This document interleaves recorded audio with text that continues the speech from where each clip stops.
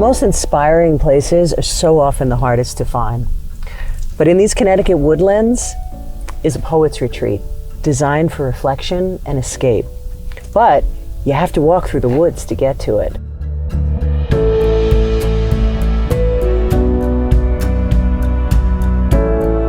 Well, hello, Eric. Thank you so much for having me on this beautiful afternoon. Well, you picked a great day to come, Robin. I certainly did. Now, this is not the typical path on an architecture tour, so tell us a little about the brief. Well, we're on a path to a writer's studio that we designed here, and it's in the middle of the woods, which was a key part of our mission for our client, was to find a very solitary place where he could write poetry.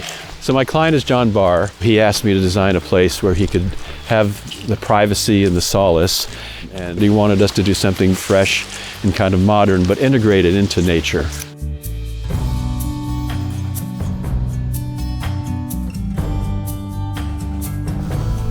Oh, well, this is an incredible discovery, Eric. I feel like the stonework's been here forever.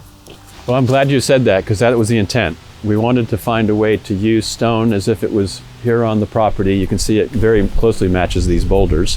We had the great chance to work with Nordic custom builders. They found great tradesmen, great craftsmen, particularly these stone craftsmen who created this wall. You can see that the stone has been laid up as a dry set stone wall, but then we bring in steel beams, we bring in glass to kind of create now the looking forward part of the building. And part of that is also in this door panel that you see here. And it was here intentionally as the only way into the building.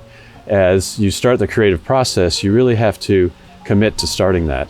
And so we opened the portal. And we're committing. Look at all these beautiful books. What a wonderful collection. Yeah, this is a collection that John was given by Warren Douglas, who is a friend and fellow poet. And there's over 1,700 volumes of poetry here. There's really 1,700 books here? Well, most of them are what you see here, but the rest of them are behind these hidden millwork panels. Speaking of the millwork, it's absolutely incredible. I love the way it juxtaposes with the natural stone. Well, the oak we treated with a fuming process, which gives it a natural character. There's no staining to it.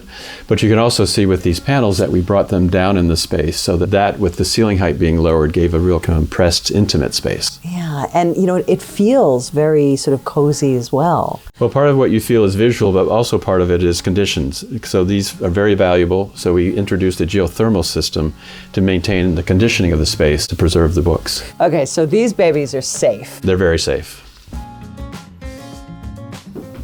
Well, this view is utterly outstanding. What is it like to write here? It's extraordinary. It makes me feel like I'm sitting in a hot air balloon.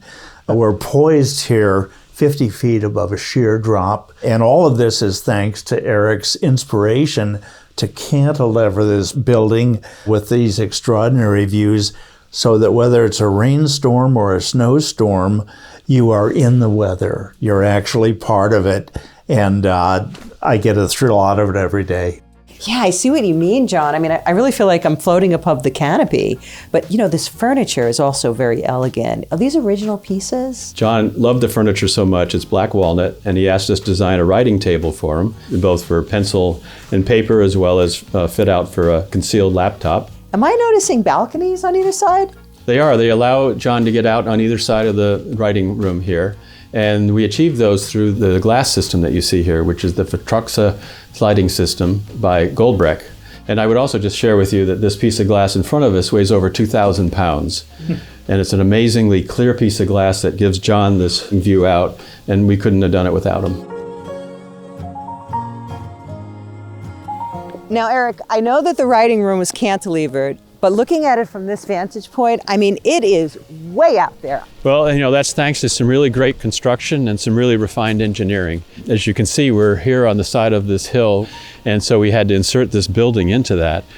And then D.R. Pill, our engineer, had to engineer a building that could achieve those cantilevers, and they had to be designed to such tolerances that there could be no deflection, so that fragile interstitial space, that glass, wasn't going to fracture and crack. Well, that must have been a massive undertaking. It was. We had to bring up cranes and concrete trucks and then protect the site and then re-established everything when we left. Wow, so taking everything out with all the excavation and then put it back as if it's been here all along. Yeah, and I think that was an extension of what we did for John, you know, from how poetry lasts forever, that we wanted this building to last forever.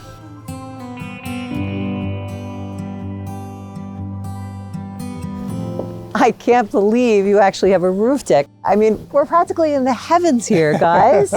Yeah, this 360-degree view was really the ultimate ending point for our project. You know, we started trying to present the creative process in a building for a creative individual, and it's just been really so satisfying. Yeah, and how's that process been for you, John? Are you satisfied? Oh, satisfied and then some. For me to watch Eric Smith and his team was like watching a biblical event.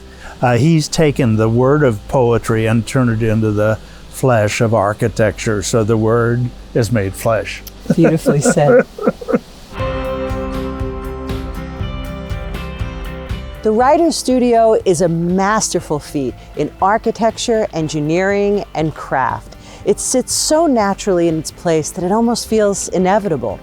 It's beautiful, it's serene, and in the true sense of the phrase, it is poetry in motion.